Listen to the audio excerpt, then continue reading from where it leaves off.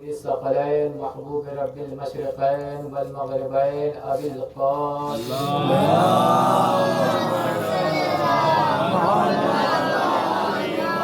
وعلى آل بيته الطيبين الطاهرين المعصومين المظلومين المنتخبين المنتجبين ولعنة الله على أعدائهم أجمعين من يومنا هذا إلى قيام يوم الدين.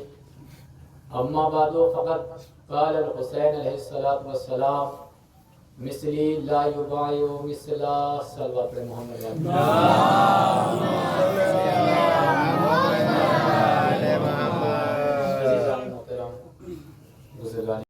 محرم کا چاند نمودار ہوتا ہے تو دنیا ہم سے پوچھتی ہے کہ تم ازاداری کیوں کرتے ہو، تو ہمارا سادہ اور سمپل سا جواب ہوتا ہے کہ ہم محرم میں ازاداری اس لیے کرتے ہیں کہ مولا حسین کی شہادت ہوئی تھی. تو پوچھنے والا پھر پلٹ کے پوچھتا ہے کہ مولا حسین کی شہادت کیوں ہوئی تھی، تو ہم اس کے جواب میں کہتے ہیں کہ انہوں نے یزید کی بیعت سے انکار کر دیا تھا. تو عزیزو، یہاں پہ دو سوال بھر کے سامنے آتے ہیں کہ بیعت کہتے کسے ہیں اور مولا حسین نے یزید کی بیعت کیوں نہیں تھی. بے شک عزیزو دیکھیے، آج میں آپ کے سامنے گفتگو کروں گا وہ تاریخی حوالے سے ہوگی، اور اس بات کو علماء اہل سنت اور علماء اہل تشیع دونوں نے اپنی کتابوں میں لکھا ہے کہ جب امیر شام مرض الموت میں مبتلا ہوا تو اس نے اپنے بیٹے یزید کو بلایا اور کہا، اے یزید، تو جانتا ہے کہ میں نے تیری خلافت منوانے کے لیے، تیری حکومت کو تسلیم کروانے کے لیے کتنی محنتیں اٹھائی ہیں، کتنی مشقتیں برداشت کی ہیں، آرام و سکون چھوڑا ہے، مال و دولت کو لٹایا ہے. یہ ساری باتیں وہ اپنے بیٹے سے کہتا ہے کہ میں نے سب کچھ تیرے لیے کیا ہے، یہاں تک کہ میں نے تیری حکومت کو منوانے کے لیے اپنے ضمیر کو بھی بیچ دیا ہے.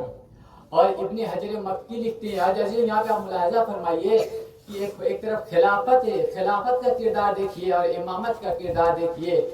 خلافت اور حکومت کیسی ہوتی ہے اور امامت کیسی ہوتی ہے؟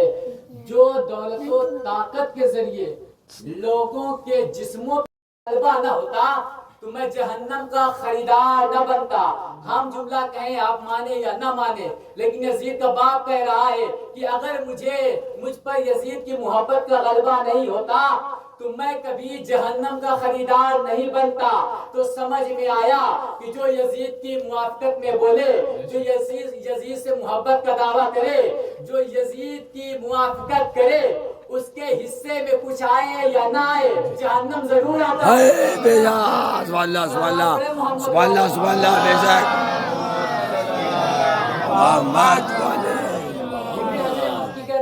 کہتا ہے کہ اس نے بلایا، کہا، اے یزید دیکھ، میں نے تمہارے لیے ساری دنیا سے بیعتیں لے لی ہیں، تمہارے لیے سب کے سر تسلیم کروا لیے ہیں، عربوں کی گردن تمہارے سامنے جھکوا دی ہے، لیکن اے یزید اب دیکھ، تیری حکومت کو کسی سے خطرہ نہیں ہے، تیرے اقتدار کو کوئی چھیننے والا نہیں ہے، لیکن میری بات یاد رکھنا، تو کبھی حسین سے بیعت نہ لینا. اور اگر اس لیے اس نے کہا کہ اگر تو حسین سے بیعت کر مانگے گا تو پہلی بات یہ کہ حسین تیری بیعت کریں گے نہیں. اور یزید نے جب یہ سنا کہ اس کے باپ نے یہ کہا کہ حسین سے بیعت نہ لینا، اس نے جوانی کے نشے میں چور ہو کے سوچا کہ میں کیوں نہ حسین سے بیعت مانگوں، میں کیوں نہ حسین سے جنگیں کروں، میں کیوں نہ حسین سے لڑوں، اس لیے کہ سب کچھ تو میرے پاس ہے، سلطنت میرے پاس ہے، اقتدار میرے پاس ہے، حکومت میرے پاس ہے، فوجی میرے پاس ہے، لشکر میرے پاس ہے، نیزہ میرے پاس ہے، نیزہ بردار میرے پاس ہے، سب کچھ میرے پاس ہے. حسین یاد، حسین یاد، حسین یاد، نعرے حیدری. بے شک مولانا. یہی لکھا جب امیر شام اس دنیا سے گیا، یزید تخت خلافت پر آیا تو اس نے سب سے پہلے کہا کہ حسین ابن علی سے بیعت لی جائے. عزیزو، بیعت کہتے کسے ہیں؟ تو عربی گرامر میں بیعت نکلا ہے لفظ بے سے. بے کا مطلب ہوتا ہے بیچنا، اور عرب کا یہ کلچر ہے کہ جب کوئی بادشاہ تخت خلافت پہ آتا ہے تو وہاں کے رہنے والے، وہاں کی قوم، وہاں کی رعایا اس کی بیعت کرتی ہے، اس کے ہاتھ پہ اپنا ہاتھ رکھ کے بیعت کرتی ہے. بیعت کا مطلب ہوتا ہے بیچنا. وہ اپنے نفس کو حکومت کے حوالے کرتے ہیں، وہ اپنے وجود کو حکومت کے حوالے کرتے ہیں، اسے کہتے ہیں بیعت۔ جب بیچنے والا اپنے وجود کو، اپنے ضمیر کو اور اپنے آپ کو حکومت کے حوالے کرتا ہے تو حکومت کہتی ہے کہ تو نے اپنے نفس کو میرے حوالے کیا ہے، تو نے اپنے بیٹھے تھے انہوں نے بیعت کر لی، تو پھر امام حسین نے بیعت کیوں نہیں کی؟ پھر امام حسین نے بیعت کیوں نہیں کی؟ تو کہنے والے نے اہل سنت کا عالم دین کہتے ہیں کہ اما یہ سوال ہی غلط ہے کہ جب سب نے بیعت کر لی تو پھر حسین نے بیعت کیوں نہیں کی؟ اما سوال یوں ہونا چاہیے کہ جب حسین نے بیعت نہیں کی تو سب نے بیعت نہیں کی۔ سبحان اللہ سبحان اللہ سوال یہ نہیں ہوگا کہ جب سب نے بیعت کی تو پھر حسین نے بیعت کیوں نہیں کی، سوال یوں ہونا چاہیے کہ جب نبی کے نواسے نے بیعت کی نہیں کی تو سب نے بیعت کیوں کی؟ تو یزید سب کی بیعت لے چکا۔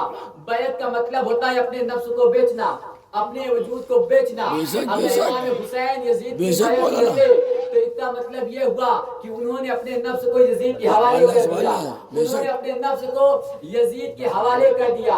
اب اس کے بدلے میں یزید کیا دے گا؟ کیا یزید روٹی دے گا، یزید کپڑا دے گا، یزید مکان دے گا؟ اللہ اکبر! مجھے انصاف سے بتائیے کیا یزید کے خزانے میں اتنی دولت ہے؟ ہائے ہائے ہائے کیا کہہ رہے ہیں؟ سبحان اللہ سبحان اللہ کہ وہ حسین کا ضامن بنے؟ سبحان اللہ! یزید کے خزانے میں اتنی دولت ہے کہ وہ اس کی روٹی کا ذمہ دار بنے جس کے گھر کی پکی ہوئی روٹیاں روٹی کا ہوتا ہے، دوسرا مرہ لباس کا ہوتا ہے۔ کیا یزید کے خزانے میں اتنی دولت ہے کہ وہ اس کے لباس کی ضمانت لے کہ جس کا لباس جنت سے آتا ہے؟ کیا یزید کے خزانے میں اتنی دولت ہے کہ وہ اس کے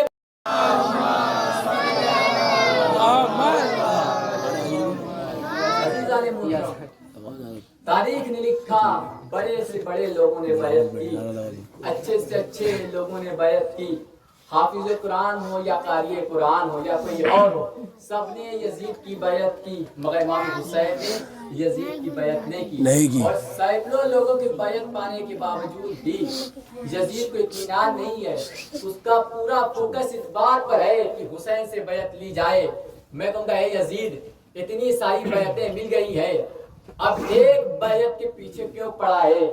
ارے جانے دے، ہمیں اتنے لوگ بیٹھے ہیں، اگر سب میرا ساتھ دیں، ایک کوئی آ کے میری مخالفت کر دے تو میرا کیا بگڑے گا؟ ہم سوچیں گے اتنے زیادہ خودی ہیں ہمارے ساتھ، ایک کے ہونے نہ ہونے سے ہمارا کیا بگڑے گا؟ لیکن یزید ہزاروں لوگوں نے ان کی بیعت کر لی، لیکن پھر بھی وہ ایک ہاتھ کے پیچھے پڑا ہے۔ وہ کہہ رہا ہے تمہیں کیا پتا، ہزار ہاتھ ایک طرف، یہ ایک ہاتھ ایک بے شک بے شک بھاری ہے، واللہ واللہ اسے مطمئن نہیں ہے، وہ چاہ رہا ہے کہ حسین سے بیعت لے لے، حسین سے بیعت لے لے، حسین سے بیعت لے لے، اس لیے کہ یزید جانتا ہے ان کی بیعت نہیں ہے، اللہ کی بیعت ہے۔ آپ مولانا کیسی بات کر رہے ہیں؟ حسین کی بیعت، اللہ کی بیعت کیسے ہوئی؟ اما تاریخ نے لکھا صلح حدیبیہ کا موقع ہے، نبی بیٹھے ہوئے ہیں، اصحاب کا مجمع ہے، اتنے میں رسول خدا نے کہا آؤ میرے ہاتھ پہ بیعت کرو، نبی کے ہاتھوں پہ بیعت کرنے لگے، نبی کے ہاتھوں پہ بیعت کرنے لگے، اللہ کے ہاتھ میں نہیں ہے، بیعت کرنے والا نبی، ہاتھ نبی کا، لیکن قدرت کہہ رہی ہے تیرا ہاتھ نہیں ہے، یہ میرا ہاتھ ہے، یہ تیری بیعت نہیں ہو رہی ہے، یہ میری بیعت ہو رہی ہے۔ تو یہاں پہ نبی کا ہاتھ، اللہ کا ہاتھ قرار پایا، تو آپ کہیں گے مولانا یہاں تو نبی کا ذکر ہے، یہاں پہ تو حسین تک بات جا نہیں رہی ہے، تو ہمارا جس قرآن نے کہا کہ نبی کی بیعت نہیں ہے، اللہ کی بیعت ہے، قرآن نے کہا نبی کی بیعت اللہ کی بیعت ہے، اور پھر نبی نے فرمایا حسین منی سبحان اللہ سبحان اللہ کیا کہہ رہے؟ بے شک بے شک حسین منی وانا من الحسین، کہ حسین مجھ سے ہے اور میں حسین سے ہوں۔ احب اللہ من احب حسینا وابغض اللہ من ابغض حسینا، یہ نبی نے دعا بھی فرمائی ہے کہ خدایا تو اس سے محبت کر جو حسین سے محبت کرے، خدایا تو اس سے دشمنی کر جو حسین سے دشمنی کرے۔ تو اب سوچ سمجھ کے دنیا حسین سے دشمنی کرے، اس لیے کہ حسین کا دشمن نہیں ہے، بلکہ رسول کا دشمن ہے. رسول کا دشمن صرف رسول کا دشمن نہیں ہے، اللہ کا دشمن ہے. اور جو اللہ کا دشمن ہو وہ کچھ بھی ہو سکتا ہے، مسلمان نہیں ہو سکتا. بے شک بے شک. مولا نے فرمایا مجھ جیسا اس جیسے کی بیعت نہیں کرے گا. یزید کی ایک حقیقت ہے، یزید شرابی ہے، یزید جواری ہے. یزید کو اتنی تمیز نہیں ہے کہ پھوپھی کسے کہتے ہیں، بیوی کسے کہتے ہیں. یزید وہ ہے جو رسالت کا انکار کر رہا ہے، اسلام کا انکار کر رہا تھا، قرآن کا انکار کر رہا تھا، سب کچھ انکار کر رہا تھا دین کا. پھر بھی دنیا والوں نے اسے رضی اللہ بتا دیا، اسے مسلمان بتا دیا. ہم کہاں کا مسلمان، کہاں کا رضی اللہ، کہاں کا مسلمان جو پوری دین کی آبرو لوٹ چکا ہو. اسلام کا انکار، قرآن کا انکار، وہی کو کھیل و تماشا بتا چکا ہو. مسلمانوں نے اس کے ہاتھوں پہ بیعت کی اور نبی کے نواسے کا ساتھ دینے کے بجائے یزید کے صف میں جا کے کھڑے ہو گئے. امام حسین نے کہا میں کبھی تیری بیعت نہیں کروں گا. اور میرے خواجہ اجمیری نے کہا تھا کہ امام حسین نے کہا کہ میں اپنا سر دے دوں گا مگر اپنا ہاتھ یزید کے ہاتھ میں نہیں دوں گا. اور حسین نے اس پوری اپنی بات کو ثابت کیا. کربلا کے تپتے ہوئے صحرا میں اپنے کڑیل جوان کا کلیجہ دیا. کربلا کے میدان میں قاسم کے جسم پامال ہو گئے مگر حسین نے بیعت نہیں کی. ارے فاطمہ کا پورا کنبہ کربلا کے بن میں اجڑ گیا مگر مولا حسین نے یزید کے ہاتھوں پہ بیعت نہیں کی. عزاداروں آج اس مظلوم کا ماتم کیجیے کہ جس کو خط لکھ کے بلایا گیا مگر اس کے ساتھ دغا کی گئی. عزاداروں نے حسین کے پاس لکھا بولا یہاں کی کھیتیاں لہلا رہی ہیں، پھل رسیدہ ہو گئے ہیں. مولا ہم بھی امام کی ہیں، بھی آقا کے ہیں، ہمارا کوئی سرپرست نہیں ہے. مولا ہم کوفہ تشریف لائیے. مولا حسین نے اپنا سفیر مسلم ابن عقیل کو بنا کے بھیجا. بھائی مسلم تم کوفہ جا اور وہاں کی حالات سے ہمیں باخبر کرنا. مسلم کوفہ میں آئے. تاریخ میں لکھا 18 یا 12,000 کوفیوں نے ہے. مسلم کی تنہائی ہے. مسلم مسجد سے باہر نکلے، کبھی اس گلی میں کبھی اس گلی میں. ارے مدینے کا مسافر کوفے کی گلیوں میں چڑھ کر کے ٹھوکریں کھا رہا ہے. ارے جائے تو جائے کہاں. عزاداروں مسلم تھک کے دروازے پہ آ کے بیٹھ گئے. گھر کا دروازہ کھلا نکلی ہے شخص تو اپنے وطن کو چلا جا. کوفے کے حالات سازگار نہیں ہے. مسلم خاموش رہتا ہے، بیوی کے پانی مل جائے گا.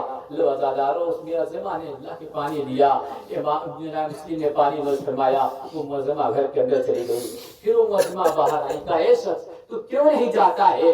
تو چلا جا، تیرے گھر والے تیرا انتظار کر رہے ہوں گے، تیرے چھوٹے چھوٹے بچے ہوں گے. ارے کوفے کے حالات سازگار نہیں ہے. وہ معظمہ گھر کے اندر چلی گئی. تیسری بار آئی. کہا اے شخص ابھی تو بیٹھا ہے، ارے تو جانتا ہے کہ کوفے کے حالات سازگار نہیں ہے، تو اپنے وطن کو کیوں نہیں جاتا؟ مسلم وطن کے نام سن کے تڑپ گئے. اے معظمہ ارے وطن ہو جائے جس کا کوئی وطن ہو. ارے میں غریب الوطن حسین کا سفیر مسلم کی عقیل ہوں. عزاداروں یہ معظمہ مولا حسین کی چاہنے والی تھی. اس نے جناب مسلم کو گھر کے اندر بلایا. مولا آپ ہیں، مولا گستاخی معاف کیجیے گا، مولا آج آپ ہمارے مہمان ہیں. لو عزاداروں جناب معظمہ نے جناب مسلم کے مہمان بنایا. جناب مسلم رات بھر عبادت میں گزاری، رات بھر اللہ کی عبادت کی. ادھر صبح نمودار ہوئی، گھوڑوں کی ٹاپوں کی آوازیں سنی. مسلم نے تلوار سنی. مجھے یہ گوارا نہیں ہے کہ میری موجودگی میں کوئی نامحرم تیرے گھر میں گھس آئے.